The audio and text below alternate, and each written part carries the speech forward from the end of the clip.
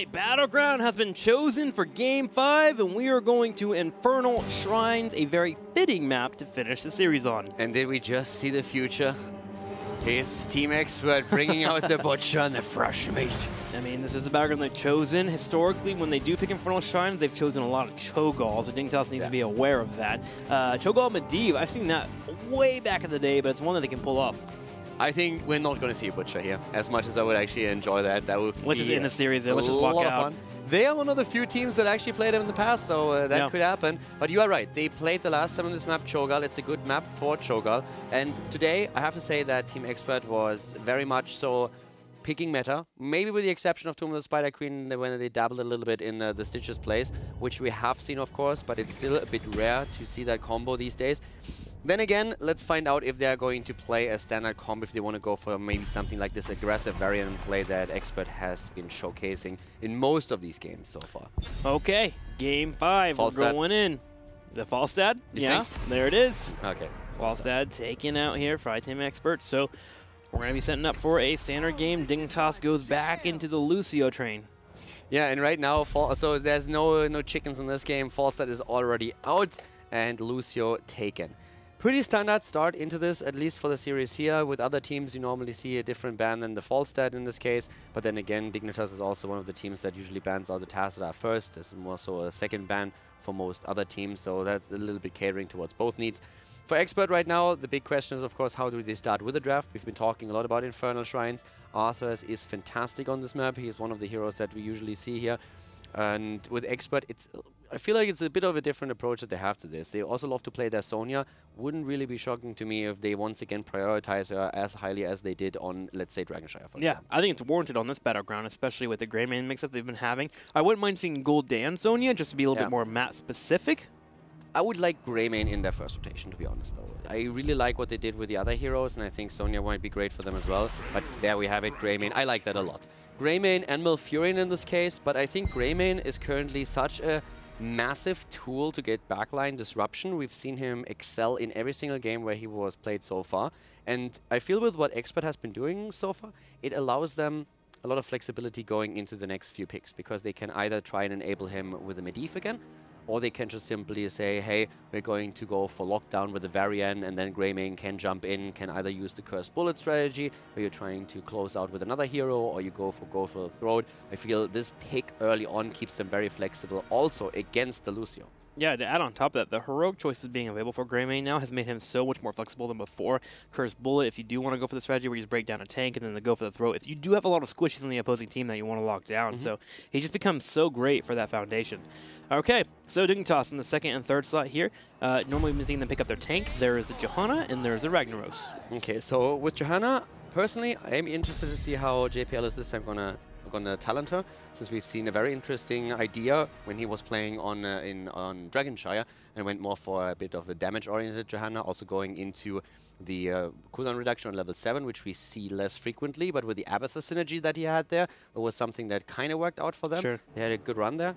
But if you are drafting right now, one of the things to really point out is that when we're looking about games that go into a 5th map, it's very important that you keep yourself flexible going into the last few picks. So you see these drafts actually changing quite a lot as we're progressing from Game 1 into Game 5, whereas within the first few, you're actually trying to play more the meta. You are starting to adapt more and more to what your opponent is showing you as the games progress. And in this 5th game, for example, Dignitas is making exactly a move like this by banning out the Medivh after they see the Greymane and just say, like, this is not happening this time. Yeah, it's a good point. Especially going into game number 5, you don't want to give something that Expert is so well and so coordinated on using, which is usually that portal into some kind of tank that locks a member down. You take that away from them, and they have to play more straight up standard, which Dignitas, in a comfortable scenario, should feel more comfortable playing. And this is something that drafting oftentimes comes down to. You need to think, first of all, about the battleground, of course. You need to have a clear strategy of what you're trying to do. Do I play a wave clear game, trying to just like gain momentum in the game early on? Do I focus more on the team fights?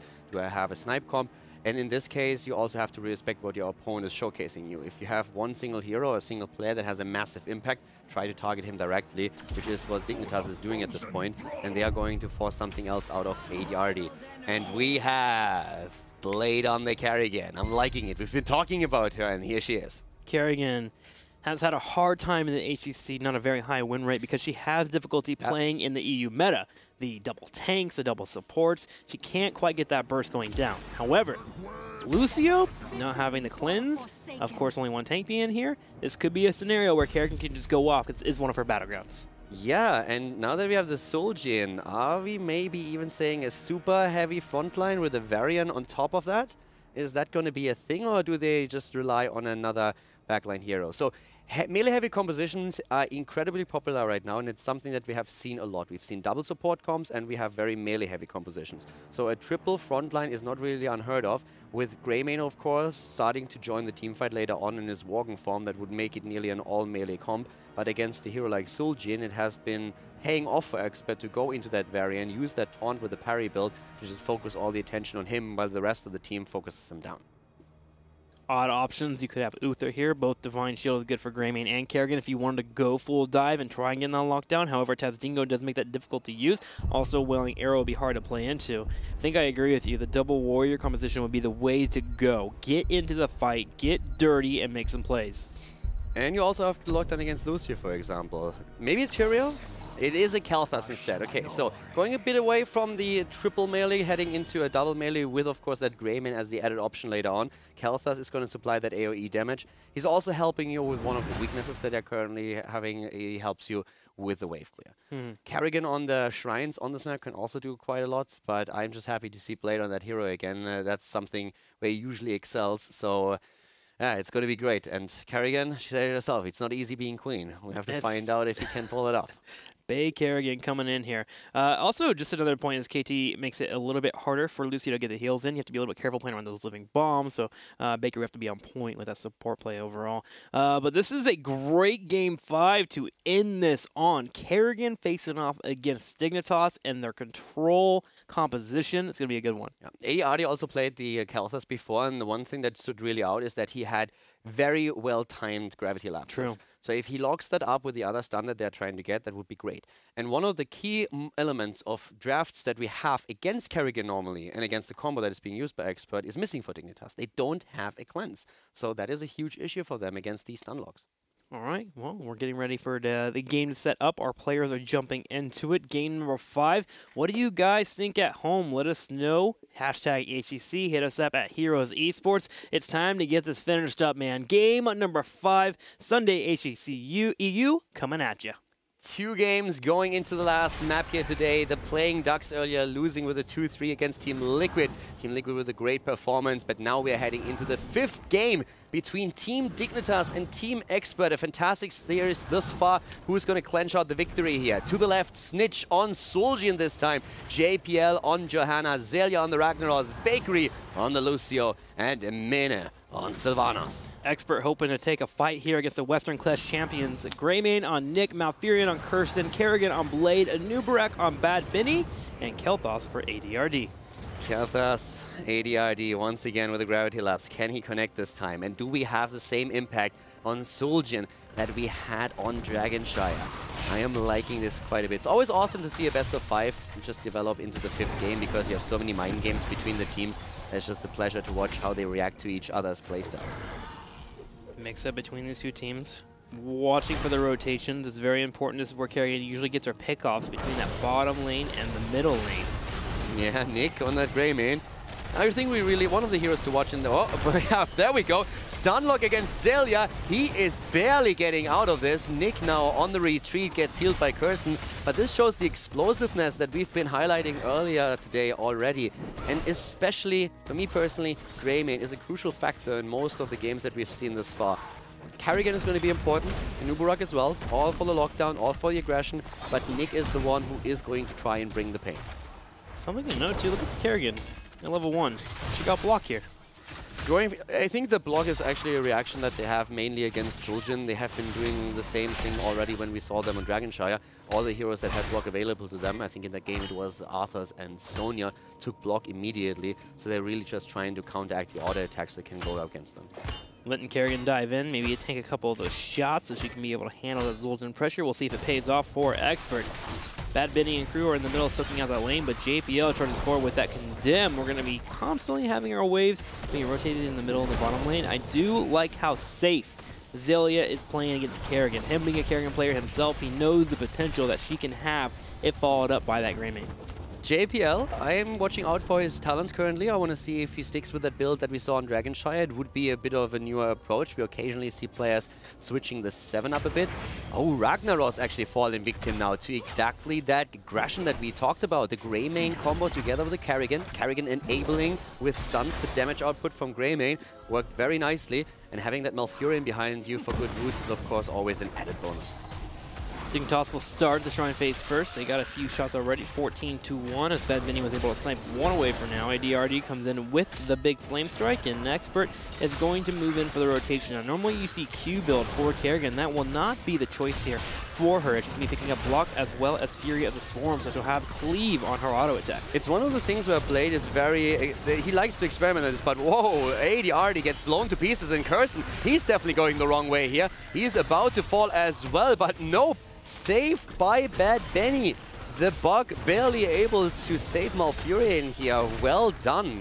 Snitch does get attacked, but Bakery comes in with the boop, immediately keeping Kerrigan off. Mana getting hit as well.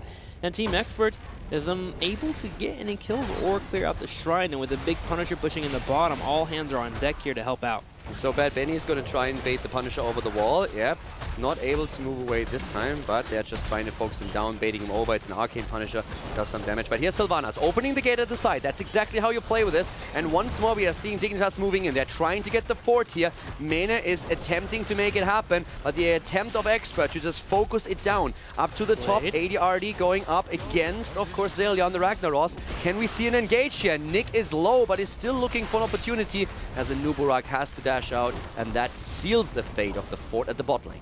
Dig getting close to 7 with the kill of that fort, and they're going to keep up with it. They're grabbing these Impalers in the bottom and grab more Mercenaries after that as well. KT for the moment has been soaking the middle and the top lane against Ragnaros as both of them continue to rotate. So 7 will be around the corner for them. There is some late game possibility here between Greymane and KT. So Kerrigan can be more tanky overall, especially with that level 16 when she gets that double shield being available for her trait. So Expert does have some late game possibilities. We were hoping for them to have a strong early game, but it's definitely not looking so great for them with Dignitas in the rotations. Dignitas is doing very well here. And I want to highlight that we have several talent adjustments compared to previous games on the same heroes. One of the beauties of Heroes of the Storm is how you can react actually to your opponent's setup and to the map. As we see Ragnaros fall at the top, it's important to note that especially Johanna went on level 4 in Laws of Hope, not going for that smite damage. In this particular setup, the damage output on their part is just strong enough, so they want to make sure that they have the survivability here. Nick also with the survivability currently just struggling a bit, gets out in time though. But another adjustment is actually Sylvanas. Sylvanas not heading into the Mercenary Queen here. It's not that siege up that you want with Mercenary camps. You're more focused on the Punisher here. So in this case, we have a bit more damage output on the side of Mena heading with the level 1 talent just straight into the overflowing quiver. Expert just struggling here to clear out all the waves that were pushed in by Dignitas. Middle lane finally getting cleaned up. Kel'Thas just now dealing with the Impalers that are pushing in the bottom. Shrine will be activating in about 10 seconds, so we'll be to the top here, and Kerrigan's heading up. Now, a big question here. On level 10, do you think that a Nuburak in this case could actually go for the Cocoon, or do you feel that he needs the sustain to go straight into the Swarm? I'm always a fan of Cocoon play, and I think it could work here against Lucio. You keep away with the movement speed, but you do have to be very decisive with your engagement. This is a solo Nuburak, though, which means the Swarm does become a much more valuable pickup. Yeah, so especially with the setup that we have here, it's important to watch out for what Greymane is going to do. But we have that Shrine up, and Dignitas again takes a lead as we have Expert moving up to the top. Kel'Thas needs to be a little bit careful. He's moving into the mid lane now, and he's able to get behind the gate as we have a push from Dignitas. They are attempting to play around Expert with using the Sylvanas to push through. Kerrigan stays at the top for the Shrine. That's also going to give them a level 10. But there's the fight attempt before level 10 hits. Expert is engaging. And they're going for Snitch here before he gets Tazdingo. He gets low on health. 10 does hit, and instantly we're going to have the pickup for that Tazdingo. The counter attack with Sulfurous Smash landing on a Nuburak. The big part here, reeling the Wailing Arrow. If he doesn't have the Wailing Arrow and Nuburak moves out, that didn't happen. Kerrigan is a bit too late. Blade not reacting in time when he sees that fight in the mid lane. He stays too long, is caught on his way to the base, and all of a sudden it's a double kill that Expert has to deal with. They lose 2, they will hit the 10, but they are once again losing a Punisher. 10 is going to hit, but with Kerrigan being picked off, there is not much of a place here for the team to contest. So they push out all their waves instead in the middle and the bottom. Experts have to bring all 5 members to this top lane and make sure to defend on that 4 that's already down to half health, thanks to Snitch and, of course, Sylvanas from the Mene. Yeah, Mene is also... Mene with his timings here is really spot on this game. Like these silencers, or the silence that we saw in particular, that fight was fantastic. But now it's 10 versus 10. And interestingly enough, not the Punisher just yet. Can they maybe zone it out? It's only one. That should be an easy pick for Team Dignitas. But maybe they can force a fight here. Yeah, well, there we have it. Backline is pressured a little bit, but that Punisher is moving through already. And that is dangerous now. They actually try to flank. They're trying to go past the Punisher and start to move in from the side. Xaylia is the target. Xaylia and Snitch, the ones they want to go for. But instead, it's Kerrigan that's being attacked and Blade nearly blown up, but he's still alive, trying to go for Ragnaros. Big silence from Malfurion. We have a big engage as well. The Ragnaros is going to fall, but not the Kerrigan, and the Anubrak is not going to live here. Curson getting focused down, Bakery charging in. Tazdingo is going to help clean up here, and that's going to be a kill. Snitch hoping to pray for a fight there on Snitch, and all members die.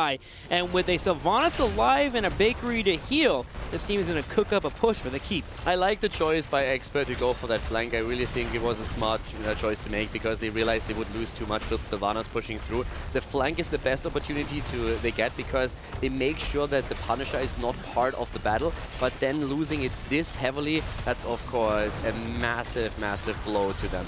And Dignitas, they want the victory. They want the 3-2, and so far it's looking good for them. They go for the keep. They're trying to get it, but maybe Johanna falling right now. Good lockdown by ADRD. The Gravity Labs does connect. Nick's getting punched here by the Punisher on the left side. He's got to be careful. He's trying to deal with it while his team is in the front line. Can they save the keep? They do, with a small amount of health left. At any point, Dignitas could rotate up there with their Sylvanas and kill it off, but for now, Expert survives. And also Blade missing the combo there. He just got the pull in, but he did not get the connection kill and the stun. So that was definitely a big issue for them. Also, the Resilient Flame now taken on level 13. And that extra talent that we have for Dignitas is, of course, putting them far ahead here. It's very likely that Expert is going to be forced into fighting into that talent, because the problem still remains that the Sylvanas on the opponent's side is giving them such a lead with the objective that you cannot simply give it up. So if we see the objective spawning at the bot lane, for example, that Punisher would walk straight towards the keep. And if Expert is going to lose keeps left and right now, they would be way too far behind to make a comeback happen. So they're desperately going to try to reach level 13 in time. That might even work out for them, but even if it doesn't, they are going to be forced to face the next shrine and battle their opponent. Bad Bunny diving in on Lucio here, that 13 not being available, and he just gets burned down. His cocoon not even getting used. Blade jumping on the right side, sound barrier. All members that is looking at Blade, he can't do anything here. He gets focused down. Dignitas looking so much cleaner in these fights than in the last couple of matches. JPL is chasing Curson. They should be able to get it, and they do. I think this was a big mistake from Team Expert. Going in on any target right now, pre-13, there's no need to do that. There was absolutely no need for them to take a fight. They were hoping maybe to get an isolated kill here, but they were so close to 13. And with the shrine not even being announced, it was more or less guaranteed that they would be able to get 13 before the shrine spawns. Then they take an even fight, and they find themselves in a good spot. As is, they lose 3 heroes, they lose a lot of time, the lanes are pushed out against them, they give Dignitas an opportunity to get ahead in the count on the minions. They will still get the 13, but that fight I feel was unnecessary and will make it possible for Dignitas to maybe even get 16. And if they can push with the Punisher, 16 and Sylvanas, that would be an opportunity for them to end the game. Team Expert seems to be stressing out in these fights, just dying for a fight. They're looking for it. They're chasing in the middle.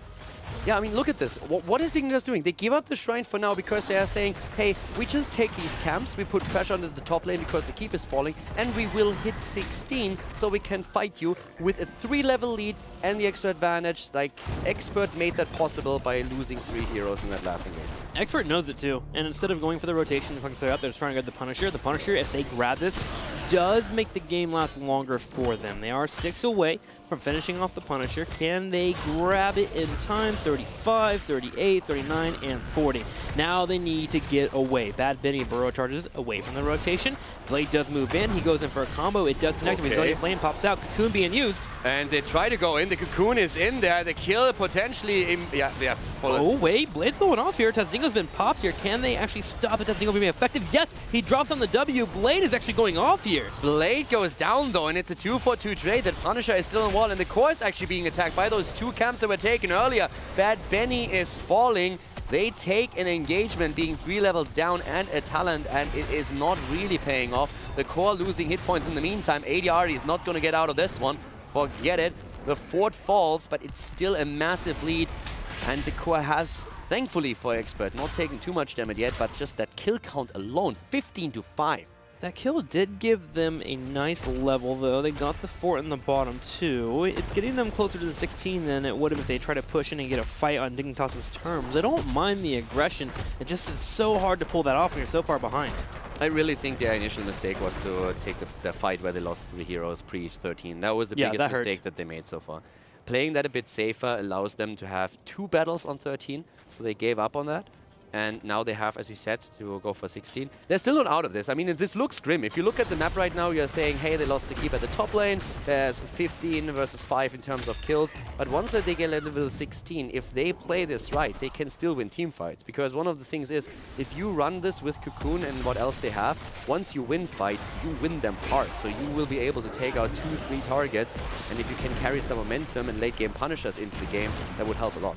One core popped on the bottom right here by Zelia, so Ragnaros will be shelling in the middle. Team Expert is floating around. They have hit 16. Grayman's rotating in to potentially get into a fight as well. Gotta watch out for Blade here. He's the one that's starting these fights. Yeah, and now we're talking. So at this point, this is where you really look for your battle once again. Overdrive also taken now, so the increased spell damage at this point for good old Kerrigan, especially of course with the Maelstrom going to be important for them. They have strong talents on this talent, so they need to make sure that they are getting a good engagement now. They have 2 level disadvantage, but it's 2 levels until level 20. So they have quite some time to make that stand. They don't have to rush anything here. They can wait for the next Immortal if they want, for the next objective. But I also like how Dignitas is currently trying to slow this down by waiting out before they take the camp to the left. They want the next objective to be announced first. This Kerrigan build is something here. That Maelstrom is going to be so important. He needs to make sure he pops that overdrive, get in those fights, and really chunk that out when he gets the opportunity. Expert is going to have to deal with this push in the bottom. Team Dignitas doesn't even have to do anything much. They can fake a push down here, and that's going to force someone to come down and rotate. And KT did start to do so. The Kerrigan builds that we have from Blade have always been pretty unique. Like, this is something that he's really known for as well. He always had his own minds when it came to these things. But it's working out for him. He was also playing with Psionic Pulse a lot in the past when they were using those Medivh comps that I've been mentioning a bit earlier in the broadcast. So now this is the 5 versus 5, no chance for Dignitas to hit the 20. So this is a team fight where Dignitas has to be careful because they know very well that they might actually lose out on this one if there's a good engage. But there's the engagement immediately on Malfurion. Doesn't even have the time to use Ice Block. Perfect move by Dignitas. And this should shut down that team fight right away. Yeah, the only way it's going to work is if Blade is a 3 to 4 man combo and Kel'Thuz follows up with a Flame Strike here and actually burns someone down. They need to go back. Yeah, they can't fight this. You just give this away. Maybe poke for a little bit and grab a couple of the shrines to slow them down so you get time for your Malfurion to come in the fight. But man, that was some great coordination from Dignitas. Curson, I swear, was probably slamming that Ice Block. Curson is actually like really interesting in terms of what we've seen today. He had some absolutely amazing moves where he saved his team and also like way wins happen. But sometimes also Battlefield of Eternity, he's just a bit too far out of position and he gets sniped first, and that shouldn't really happen if you're playing Malfurion. You're too important for your team. It happened a couple of times on Battlefield, and it happened in this situation as well. There's a lot of pressure riding on these guys, so he's always trying to get into the perfect position where he can make that play them.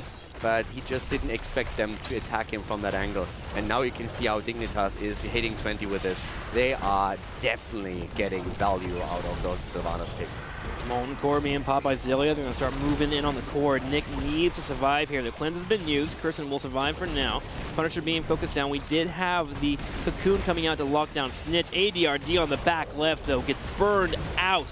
Kerrigan's going to go in for the combo. Does not connect with anybody. Nick once again has to run back home, and the core is being focused. The core is focused, and they are going to take this down. This is going to be the end of it. Team Expert, they lose game 5. It's Dignitas who brings home the victory and makes it a 3-2, winning the series, and a hard-fought series at that.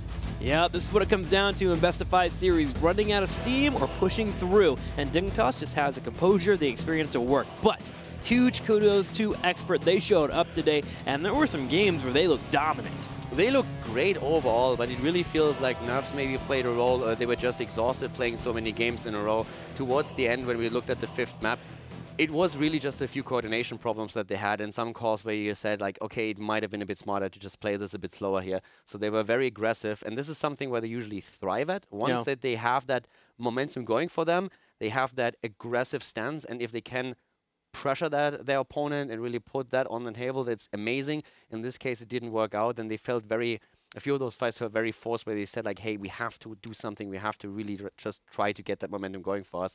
But Dignitas, very experienced, shut that down. Yeah, there was a few calls that I understand the idea when you're behind, you're trying to make a play, but there was 2 of them in particular that kind of hurt a lot. The one on the bottom that you mentioned, trying to fight before 13 was even available, just diving in, missing in the Lucio, and then, of course, the Malfurion getting picked off. Unfortunately for Curson, that really hurt his team in a spot where they may have had a comeback becoming available for them. Yeah, but overall, great showing by them. And it's actually quite interesting that we had 2 best-of-5s that went the entire distance today, with the 2...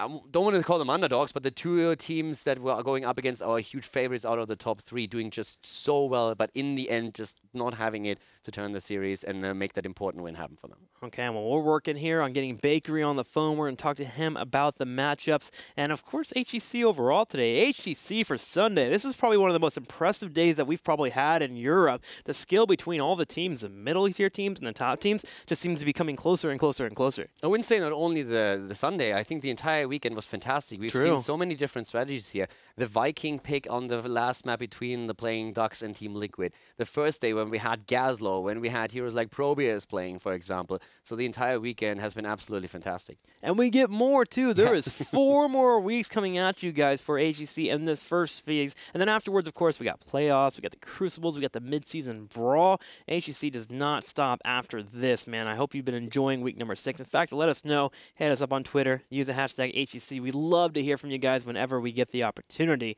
But next week, lots of matches coming our way. Is there any teams that you're hoping to see more of out of the top 8? I definitely want to see a bit more of the playing.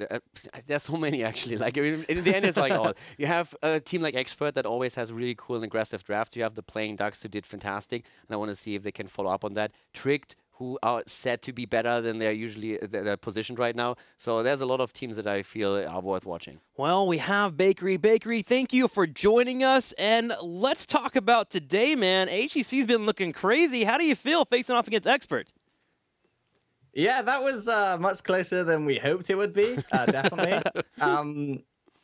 I think we made a few mistakes, and they definitely capitalized very well, especially on the practice game. But overall, I think we're fairly happy with how we played in our 3 wins. So it's not too bad. I do want to talk to you about just Dignitas in general overall. This Saturday and Sunday, your matches were fantastic. Saturday in particular, you guys look dominant. It seems like you're really coming together as a roster, especially when you consider the Western Clash.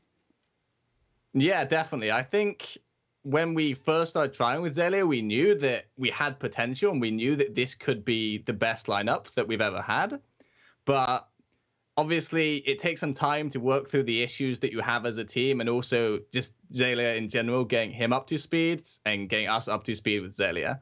And I think we've had that time now, and going forwards, I think we're really confident that we're going to do really well.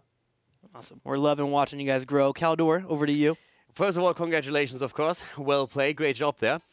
I have one question actually about one of your opponents that you had to face this weekend, because for us it was really interesting to see how you completely dominated the playing Ducks, took them apart with a 3-0 and it looked easy. And then today they show up and they are so close of beating Team Liquid. They lose in the end, but it could have been even a 3-0 for them.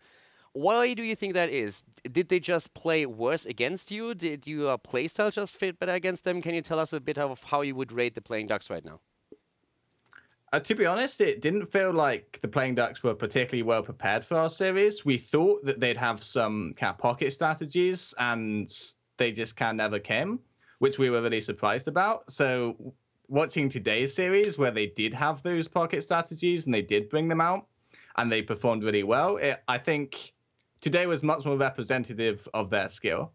So with that being said, do you feel that overall when you look at HGC Europe right now that the skill level of the teams is growing together a little bit more, that these gaps that we had in the past are closing slowly and steadily? Yeah, I think the break has actually done wonders for the middle of the table. And even going down towards the bottom as well. They've really put the work in, I think, during the time off. I do think actually at the top, there's been a few issues transitioning into this new meta. Awesome. Well, Bakery, we enjoy talking to you so much. Thank you so much. Congratulations on your victory today. Before we let you go, we love to hear shout-outs. So shout-outs to Team Dignitas and obviously my team. Shout-out to our coach, Dunk Train. And, of course, all of our sponsors. You can follow me on Twitter, which is @BakeryHeroes, on YouTube, which is youtube.com/BakeryHeroes, or, of course, on heroeshearth.com. Awesome. Thanks, guys. Thank you so much, Bakery. Again, congratulations to Dignitas. Make sure you check out Bakery. He's an awesome guy. Next Friday, more stuff for HGC is coming at you, as today will conclude all of the matches that we will be having from Europe. Genius with Fnatic will open up on Friday. Synergy and Tricked Esports will follow afterwards, and of course, North America to follow the Europe matches. Anything you're looking forward to? Yeah, especially the match on Friday between Synergy and Tricked Esports is something that I want to see, since Synergy has already put it out there that they are out to get these guys. They want to take them down. So if you're interested in the European scene, this is the match that you need to watch. Yep, you certainly should. All right, guys, thank you so much for watching HGC. There is more coming your way for North America. We'll see you next time.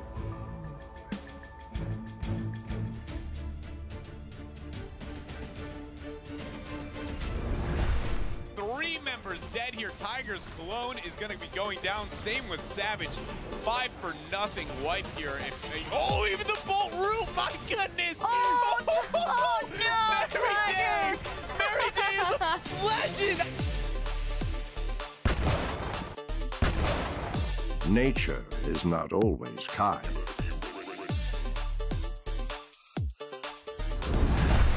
Gotta make sure they don't group up versus that combo, because it will obliterate them. It may happen again here if they actually try to force this. Look at this, Just Tist and Kyocha going to help buy time for the rest of the team to rotate up. They're gonna get the kill on Y. 3v5, mind you. Here's the Void during Cat, and here comes Malpure, and he's coming up here. They're gonna try to steal this. There's a palm that goes down in the sink. They're unable to get the steal, but they were so close. They still get the kill on Jin Zhao top there with a Saphira smash, and this actually very well may be a wipe with resets galore here. And in fact, this camp is not even capped yet. They didn't even get it, and Black is gonna steal it away and get a wipe, starting with a 2v5. Ladies and gentlemen, I give you MVP Black.